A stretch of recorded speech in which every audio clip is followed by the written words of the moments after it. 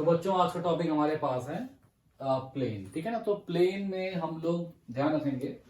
देखिए जो पहला वाला जो इसका टॉपिक है ना, जिसमें डिस्टेंस फॉर्म है, जिसमें डिस्टेंस भी दे रखा है, इतनी जरूरत उसकी पड़ेगी नहीं। क्वेश्चन उसके बिना ही होते जाएंगे सारे सारे, टेंशन नहीं है उसकी, तो उसको हम अवॉइड कर रहे हैं, यूज भी नहीं करेंगे उसे हम लोग। ठीक है, हम सीधे बात करते हैं कि किसी भी प्लेन की इक्वेशन अगर निकालनी हो, सबसे पहले आपको जो चाहिए वो है एक पॉइंट।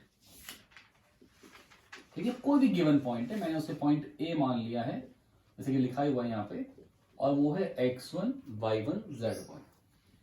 एक आपको चाहिए होगा नॉर्मल वेक्टर, जो इस प्लेन पे क्या हो, परपेंडिकुलर हो। एक ले लेते हैं नॉर्मल वेक्टर हम लोग यहां से, ये n वेक्टर, ये नॉर्मल है इस प्लेन पे। ठीक है, अब ये है एक n वेक्टर आपके पास, ये है आपके पास में प्लेन में गिवन पॉइंट। और भाई अगर आपको इक्वेशन निकालनी है तो एक आर्बिट्री पॉइंट तो चाहिए होगा आपको, कोई भी पॉइंट मानना पड़ेगा। पॉइंट पी मान लिया हमने, और वो पॉइंट पी देखिए, जैसे कि ये पॉइंट ए है, ये इसका पोजीशन वेक्टर, ये कोई भी पॉइंट माना है हमने एक्स वाई जेड, ये इसका पोजीशन वेक्टर। ठीक है, इन दोनों को ज्वाइन करता हुआ वेक्टर मान लेते हैं अपन लोग, एपी वेक्टर मान लेते हैं। ठीक है, तो ये जो गिवन पॉइंट का वेक्टर है, इसे मैं मान लेता हूं ए वेक्टर। ये क्या है, आर वेक्टर। क्लियर है, तो आप देख सकते हैं कि यहां पे ट्रायंगल लॉ ऑफ एडिशन के according O A vector plus AP vector is equal to क्या बच्चों, आर वेक्टर। अब ये जो ओ ए वैक्टर है, ये क्या है, ए वेक्टर। जो एपी वेक्टर है, ये तो चलो पता नहीं है ना, और यहां पे कितना हमारे पास में आर वेक्टर। तो AP vector is equal to क्या मान लूंगा मैं, आर वेक्टर माइनस ए वेक्टर। ठीक है, क्लियर है। ये इस पे नॉर्मल है, तो इस पे क्या होगा, परपेंडिकुलर है, तो क्या हो गया भाई, AP vector dot N vector is equal to 0 हो गया।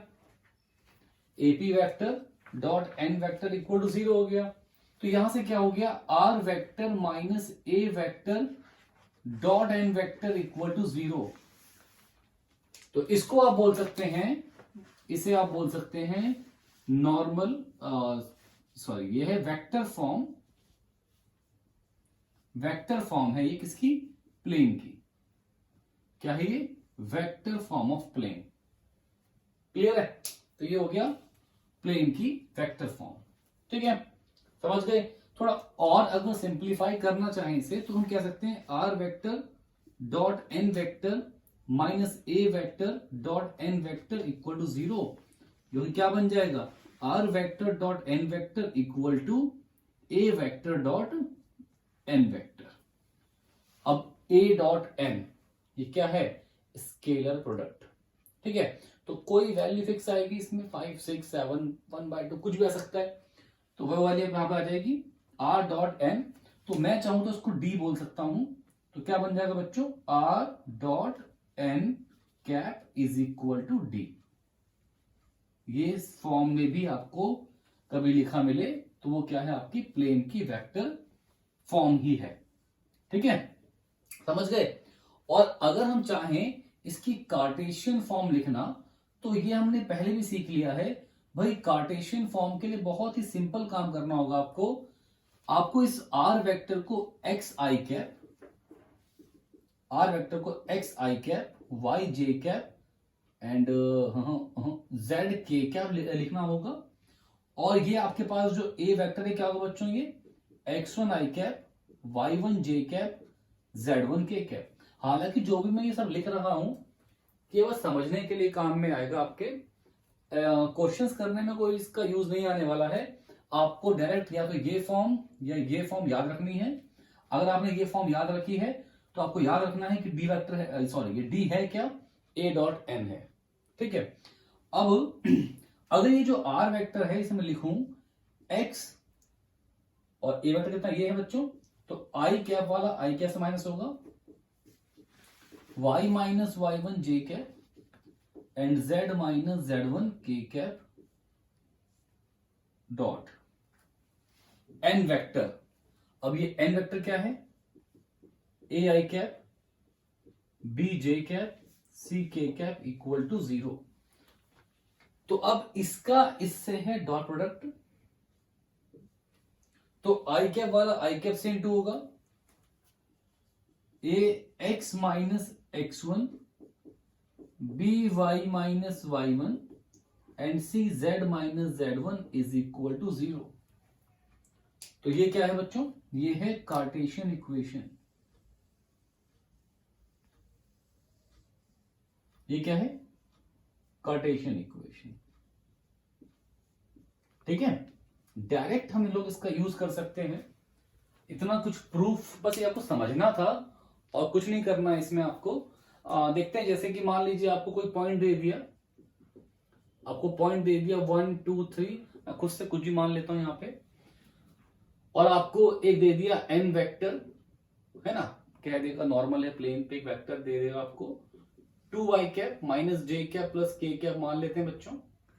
तो अब वो कहे आपसे कि इसकी आप वेक्टर इक्वेशन निकालिए, तो इसकी जो वेक्टर इक्वेशन आने वाली है वो क्या आने वाली है, देखिए क्या आने वाली है। पासिंग पॉइंट से क्या बनता है, पासिंग पॉइंट से बनता है ए वेक्टर, ठीक है ना। तो ए वेक्टर क्या बन गया बच्चों, आई कैप प्लस 2 जे कैप प्लस 3 के कैप। एन वेक्टर आपको दे ही रखा है, वो क्या है 2y कैप माइनस जे कैप प्लस के कैप। अब सोचिए, सोचिए R vector minus A vector dot N vector equal to 0 लगा लूं, या मैं तो सोचता हूं हमेशा कि ये लगा लो डायरेक्ट, टाइम बच जाएगा। सीधे लिख दो क्या, R vector dot N vector is equal to A vector dot N vector. तो अगर मैंने ए डॉट एन किया बच्चों, तो आई कैप वाला आई कैप से मल्टीप्लाई, जे वाला जे से मल्टीप्लाई एंड के वाला के से मल्टीप्लाई। और यहां पे तो भाई वेक्टर इक्वेशन में, वेक्टर फॉर्म में इक्वेशन निकालने के लिए आपको आर वेक्टर को ऐसे कैसे छोड़ देना है, ठीक है। और जो एन वेक्टर है वो कितना हो गया आपके पास में 2y कैप माइनस जे कैप प्लस के कैप। तो ये आ गया आपका पास r vector dot 2y cap minus जे कैप प्लस के कैप इज इक्वल टू 3। क्या आ गई ये वेक्टर इक्वेशन। अच्छा, कोई मुझसे कहता है कि कार्टेशियन इक्वेशन निकाल लो, तो मैं तो क्या काम करता, अगर मुझे स्टार्टिंग से ही कार्टेशियन इक्वेशन निकालनी है, जैसे कि मान लो स्टार्टिंग से ही कार्टेशियन इक्वेशन निकालनी है, वेक्टर इक्वेशन पूछी ही नहीं, अगर पूछी ही नहीं है वेक्टर इक्वेशन, तो मैं क्या करता, तमीज से फॉर्मूला अप्लाई करता कि भाई ए बी सी क्या है यहां पे direction ratios of N vector which is 2 minus 1 and 1 for this case, ठीक है ना। तो ए कितना बच्चों 2, बी कितना है -1 और सी कितना है 1। तो क्या करते बच्चों 2x माइनस x1, फिर b y माइनस y1, फिर c z माइनस z1 और c कितना बेटा 1 इज इक्वल टू 0। क्या करता मैं 2x minus 2 minus y plus 2 z minus 3 equal to 0, 2x minus y plus z minus 2 and this cancel out, यहां पे कितना हो गया इज इक्वल टू 3। ये गलती होगी, हाँ ठीक है ना, ये हो गया। अब पूछा है कार्टेशियन इक्वेशन, तो भैया मैंने अप्लाई कर दिया। अगर मुझसे कहते हैं कि वेक्टर इक्वेशन के बाद निकालो कार्टेशियन इक्वेशन, तो ये सब करना मेरे लिए टाइम वेस्ट है। मैं तो डायरेक्ट क्या कर दूंगा, मुझे पता ही है ना कि आर वेक्टर क्या होता है एक्स आई कैप वाई जे कैप जेड के कैप। तो खत्म करो इसे, 2x minus Y plus Z is equal to 3। ये क्या आ गई इसकी कार्टेशियन इक्वेशन, ये क्या आ गई इसकी वेक्टर इक्वेशन। समझ गए बात को अच्छे से, कोई दिक्कत ही नहीं है, क्लियर है ना। तो देख लिया हमने कि किसी भी प्लेन की इक्वेशन निकालने के लिए दो चीजों की जरूरत हमको पड़ेगी पहले स्टार्टिंग में। एक तो है हमारे पास में एक गिवन पॉइंट, और एक हमारे पास में क्या है नॉर्मल वेक्टर है।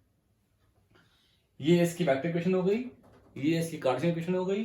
कैसे अप्लाई करना आपने सीख लिया है। अब हम देखेंगे दूसरी चीज इसमें, है ना, कि डिस्टेंस एंड एंगल। अब अगर हमें 3 नॉन कोलिनियर पॉइंट दिए हों, तो हम कैसे निकाल सकते हैं प्लेन की इक्वेशन। ठीक है, एक बात बहुत ही सोचने वाली सी है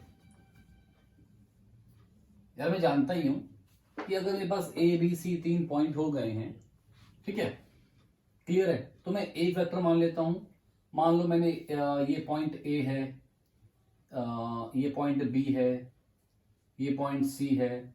मैंने ए का निकाल लिया पोजीशन वेक्टर, बी का निकाल लिया पोजीशन वेक्टर, सी का निकाल लिया पोजीशन वेक्टर। तो क्या आ गए, ए vector, B vector, C vector आ गए, ठीक है। तो ये जो वेक्टर बन जाएंगे, क्या बन जाएंगे आपके, ये बी वेक्टर माइनस ए वेक्टर, और यहां पे c vector minus b vector.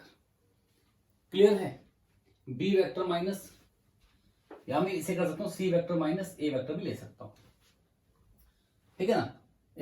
यहां से आगे एक वेक्टर, यहां से आगे एक वेक्टर, ठीक है। तो अब देखिए आपके पास में अगर 3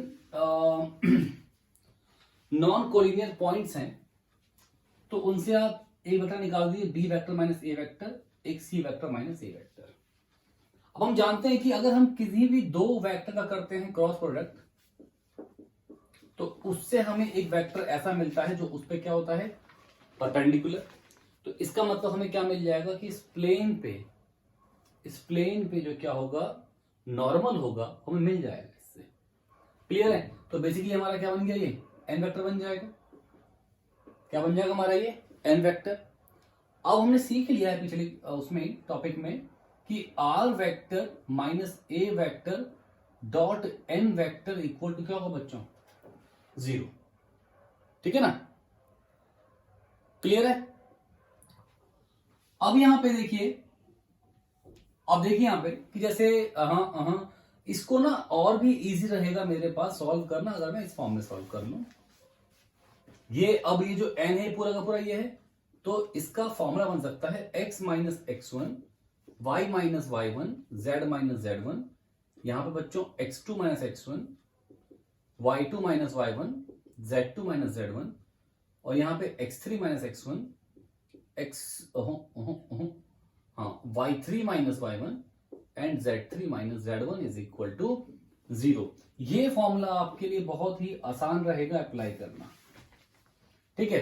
कि अगर 3 नॉन कोलिनियर पॉइंट्स हैं तो आपको 3 पॉइंट से पास करते हुए प्लेन की इक्वेशन निकालनी है। अगर भैया ये सॉल्व करने के बाद 0 ही आ गया, ये भी 0 अगर आ गया तो बने कोलिनियर पॉइंट्स, लाइन बन जाएगी, ठीक है ना, समझ रहे हैं। तो यहां पे क्या है, कोई भी इक्वेशन बनेगी नॉन जीरो बनेगा, ठीक है। चलो चेक कर लेते हैं, एक सवाल लिख के। मान लीजिए आपके पास में पॉइंट्स हैं, ये 2 5 माइनस 3, एक पॉइंट बी है आपके पास में -2 माइनस 3 5, एक पॉइंट सी है आपके पास में 5 3 माइनस 3। वो कहता है कि प्लेन की इक्वेशन निकालिए। अब मैं इसको पहले ए वेक्टर बनाऊं, इसे फिर बी वेक्टर बनाऊं, इसे सी वेक्टर बनाऊं, ये सब करने की बजाय मैं एक काम करूंगा, सिंपल सा, मैं यही फॉर्मूला अप्लाई कर दूंगा। x minus x1, y minus y1, z minus z1, ठीक है ना। उसके बाद x2 minus x1 -4, y2 minus y1 -8, z2 minus z1 8, फिर x3 minus x1 3, y3 minus y1 -2, and ये माइनस ये 0 इज इक्वल टू 0। क्या करें बच्चों, सॉल्व कर लेते हैं इसको। सॉल्व करना आप लोगों को आता ही होगा, सब सीख चुके हैं अभी तक। तो x माइनस 2, इसको छोड़ दिया, ये रो छोड़ दिए, कॉलम छोड़ दिया, इसका इससे मल्टीप्लाई 0, माइनस 16 माइनस ये लिखा, ये रो छोड़ दी, ये कॉलम छोड़ दिया, 0 माइनस 24, फिर प्लस z प्लस 3, ये रो छोड़ दी, ये कॉलम छोड़ दिया, 8 minus plus 24 is equal to 0। देखिए बच्चों, x माइनस 2 इंटू 16, ये माइनस था, प्लस ही हो गया समझो, 24 y minus 5 plus 32 z plus 3 is equal to 0। तो देखिए यहाँ पे कितना है 8 16 24 32। तो भैया 8 कॉमन लेके डिवाइड मार दो, यहां बचेगा 2x minus 2, 3y minus 5 and 4z plus 3 equal to 0। तो ये हो गया 2x minus 4, 3y minus 15, 4z plus 12 equal to 0। तो 2x plus 3y plus 4z minus 4 minus 15 minus 19 plus 12 minus 19 plus 12 minus 7 equal to 0। तो बच्चों क्या आ गई है? प्लेन की इक्वेशन। ठीक है, कभी अगर बोल दे कि आपको इसको ही वेक्टर इक्वेशन में कन्वर्ट करना है तो बड़ा सिंपल है यार, आर वेक्टर मान लो और ये जो 2 3 4 हैं 2y cap 3j cap 4k cap, ये क्या बन जाएंगे? n vector and is equal to 7। ये क्या आ गई? नॉर्मल फॉर्म आ गई। समझ रहे हैं? तो किसी भी प्लेन में अगर जो coefficients of x y z रहेंगे प्लेन की इक्वेशन में, वो क्या बन जाएंगे? उसके n वेक्टर बन जाएंगे। क्या बन जाएंगे बच्चों? उसके n वेक्टर। ठीक है, समझ गए? तो अब जो टॉपिक हम पढ़ेंगे मोस्ट इंपॉर्टेंट टॉपिक है, बहुत बहुत बार इसके क्वेश्चन आ जाते हैं। Equation of plane passing through intersection of two planes. देखिए मान लीजिए ये एक प्लेन है, ये एक प्लेन है, तो इसमें प्लेन 1 मान लेता हूं, इसमें प्लेन 2 मान लेता हूं। अब एक ऐसा प्लेन जो इन दोनों के इंटरसेक्शन से पास करे,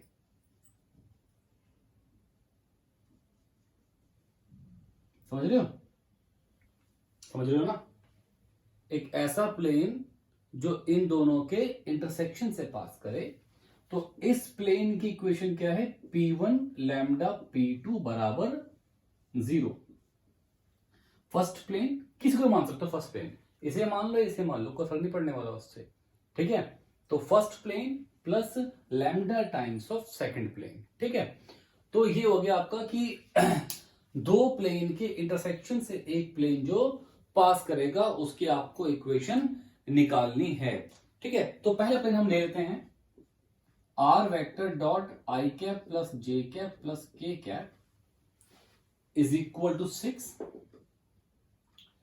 और R vector dot 2y cap 3j cap plus 4k cap is equal to -5। तो कहता है कि find the equation of the plane, find the equation of the plane passing through, मतलब कि ये इसके find the equation of plane, इसकी equation निकालिए जो इस प्लेन से और इस प्लेन के इंटरसेक्शन से पास कर रहा है। ठीक है, and passes through, and passing point जो प्लेन के आपको दे रखे हैं, जो पासिंग पॉइंट दे रखे हैं वो दे दिए बच्चों आपको 1 1 1। तो सवाल क्या है? Find the equation of this plane, sorry find the equation of this plane which is passing through the intersection of these two planes. ठीक है ना, एंड जो पासिंग पॉइंट आपको गिवन है वो क्या है? 1 1 1। क्लियर? तो मैंने क्या कहा? First plane plus lambda times of second plane. कितना इजी मेरे लिए हो जाता है अगर मैं इसको चेंज कर लेता हूं कार्टेशियन फॉर्म में। तो देखें जरा इसे, ये जो R vector dot I cap plus J cap plus के कैप इक्वल टू 6 है, अगर मैंने इसे चेंज कर लिया कार्टेशियन फॉर्म में तो बच्चों इसे हम क्या मानते हैं? एक्स आई कैप वाई जे कैप जेड के कैप मानते हैं। क्या बन जाएगा? X plus Y plus Z minus 6 equal to 0। First plane. Clear? अगला कितना बच्चों? देखिए ये है R vector dot 2y cap 3j cap plus 4k cap equal to -5। तो अब क्या बन जाएगा ये? देखिए क्या बनेगा ये बनेगा 2x plus 3y plus 4z plus 5 equal to 0। क्या हो गया बच्चों? प्लेन 2। अब इक्वेशन क्या बनने वाली है? P1 lambda P2, P1 lambda P2 is equal to 0। तो देखिए भाई, पहला plane plus lambda times of second plane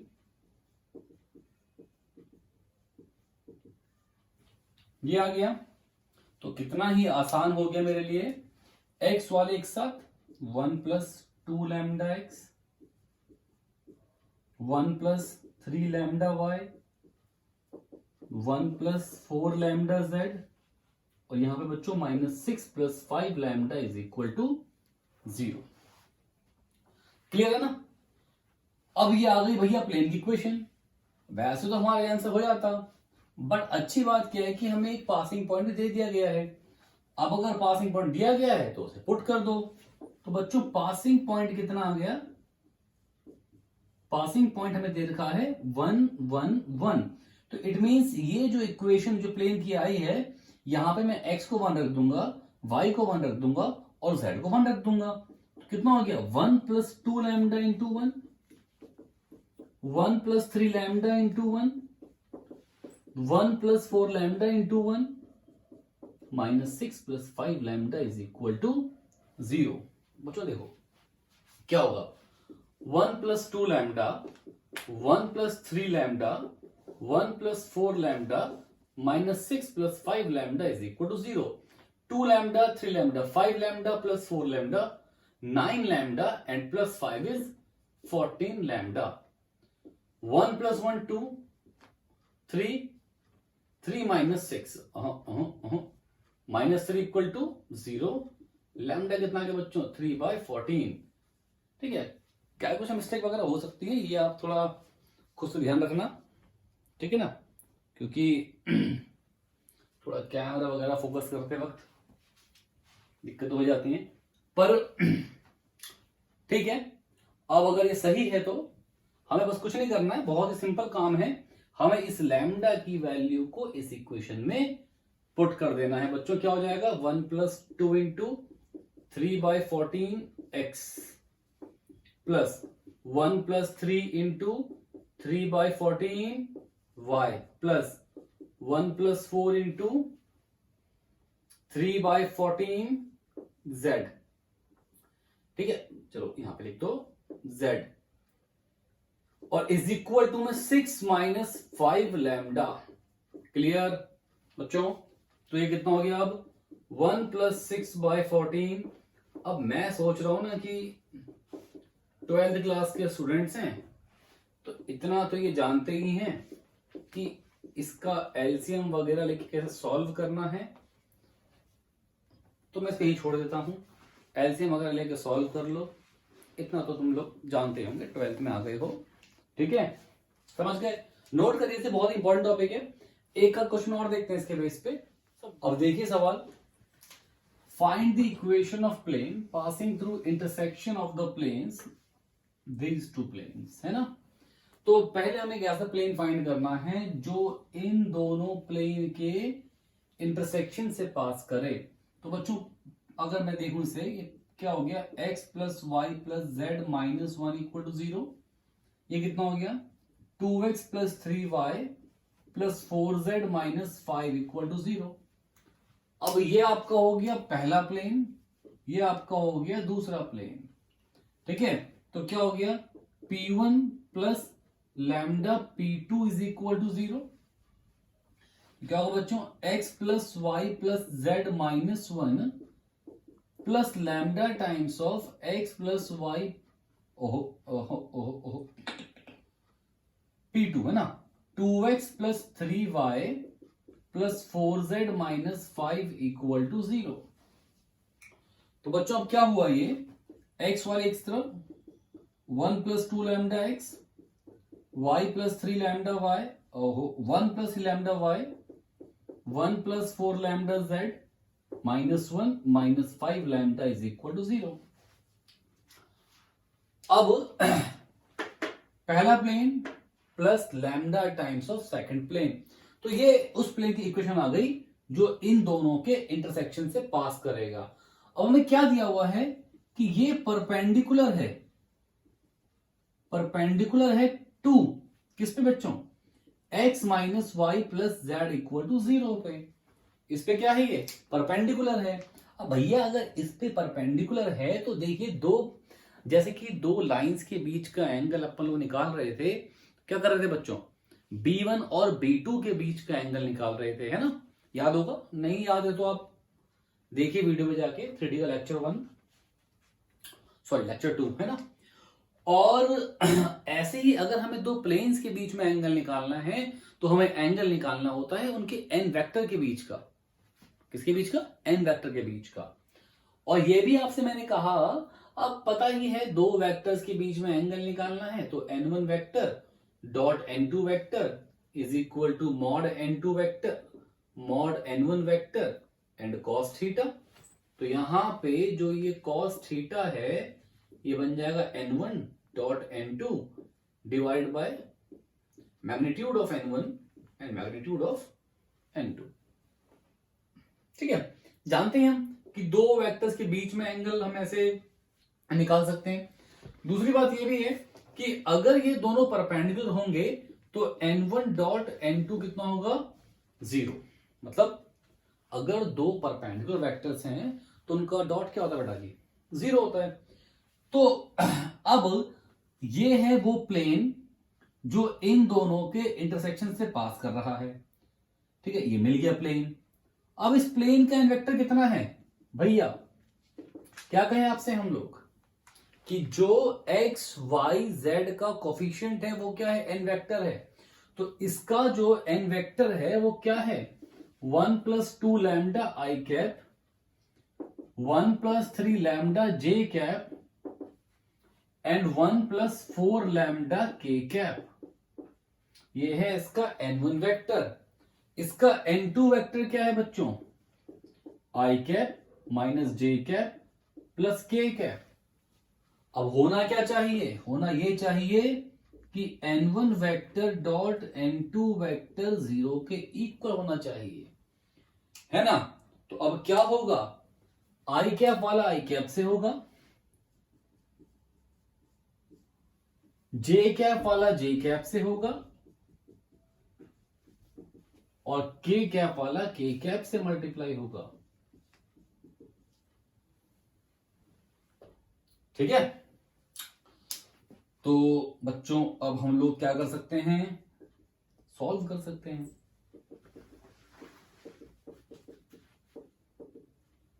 और यहां से 6 लैम्डा माइनस 3 लैम्डा इससे खत्म हो गया, +1 = 0 हो गया। और लैम्डा कितना आ गया बच्चों, -1/3। और उस लैम्डा की वैल्यू को यहां पे पुट कर दो, फिनिश। तो 1 + 2 lambda x plus 1 + 3 lambda y, ठीक है, plus 1 + 4 lambda z is equal to 1 + 5 lambda. और फिर से मैंने क्या कहा, एलसीएम कैसे लेना है, सॉल्व कैसे करना है, ये आप लोग जानते ही हैं। टाइम बच जाएगा, वीडियोस लंबी नहीं होंगी। तो अब इसे आप लोग खुद से आगे सॉल्व कर लीजिएगा।